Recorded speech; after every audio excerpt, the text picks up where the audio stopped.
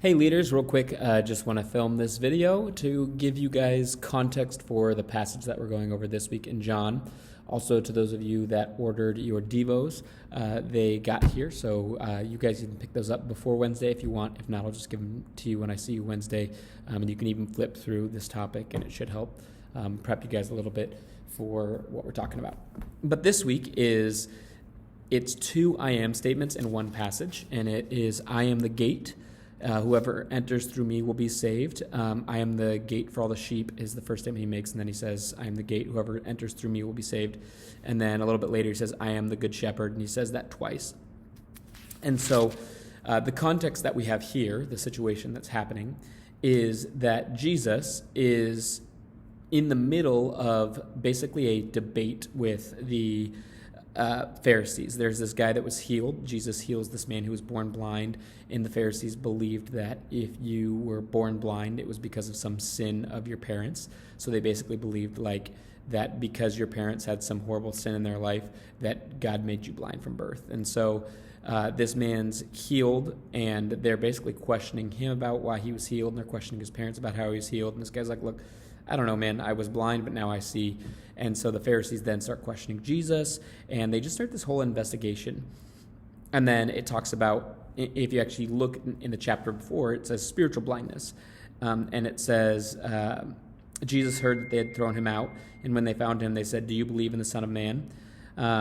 Who is he, sir? The Son of Man asked. Tell me so that I may believe in him. Jesus said, you have now seen him. In fact, the one speaking with you is him. Then the man said, Lord, I believe, and worshipped him. Then Jesus said, for judgment I have come into this world, so that the blind will see, and those who will see may become blind. And he's talking about the Pharisees. They were the ones that could see. They were supposed to see Jesus, but they acted blind. And then it says, some who were Pharisees with him heard him say this and asked, what, are we blind too?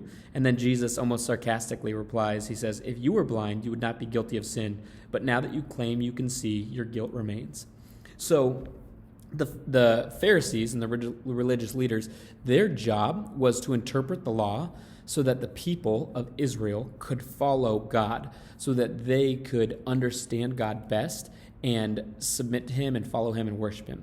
However, and we know this from Jesus, the reason he had such an issue with them is because the people that were supposed to be leading his people, his sheep, back to God, they were supposed to be the temporary shepherds that were supposed to point back to God. They were actually getting in the way and keeping God's children, his sheep, from worshiping him. So then he goes on and he talks about the good shepherd and his sheep, and I am the door and the gate. And the statements that he's making is that the shepherds who have been before have mistreated and mishandled the sheep. And now the good shepherd, the one who brings life and prosperity and health to us, has now come in order that we can follow him and have true life. And that's why he says, in John 10:10, it says, the thief comes only to steal, kill, and destroy, and I have come they may have life and have it to the full. And so he's talking about the previous leaders. They're coming to steal, kill, and destroy. They're coming for their own gain, what they can get. But I have come to give my sheep an abundant life, that they may prosper. And then the gate, too, that's kind of thrown in there. And the reason I'm grouping these together is because what that means is if you had seen like a sheep pen in the Middle East, it would have been the sheep would have been grazing all day, and then they would go to sleep in their sheep pen, and it would look like a sea almost. It would be this like big grassy area where all the sheep would be at. It was like built out of stone, and it would be, like chest high, this stone wall that would come to a point that would basically have an opening that's about 4 to 6 feet wide.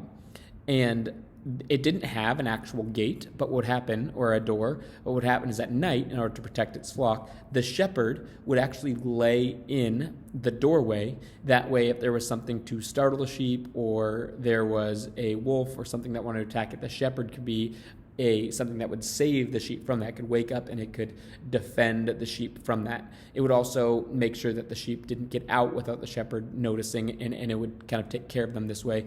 And so this is what Jesus is also saying, is he's like, I am the stopgap. Like when you enter into my rest, like you are safe from sin and death. I take your enemies, I take them on, and I fight them for you, so you can enter into my rest, you can enter into my pen, basically and he even says eternal life, like making nod towards we get to enter into eternal life. And he stands in the door, he stands in the gate, protecting us from all the things that want to harm us. And then, again, I am the good shepherd. The Old Testament reference would be a reference back to Psalm 23, where David writes, "The Lord is my shepherd." And if you guys haven't read that, it's one of my favorite passages. Just go through, it's a quick one, and read it and just talk about this great care that David says he receives from the Lord being his shepherd. And that's when Jesus says, "I am the good shepherd." People would not have been confused that he was also relating back to Psalm 23, saying, like, I'm the shepherd, I'm the Lord that took care of David, that gave him all these abundant things, the one that gave him everything he needed, that David completely relied and trusted on. That's me. I am the Lord. And so that's what, when Jesus says, I am the gate of the sheep pen and I am the good shepherd, that's what it means. It's that the Pharisees have done a poor job taking care of his sheep, and he has come now to make sure that his sheep are well taken care of and that they have abundant life.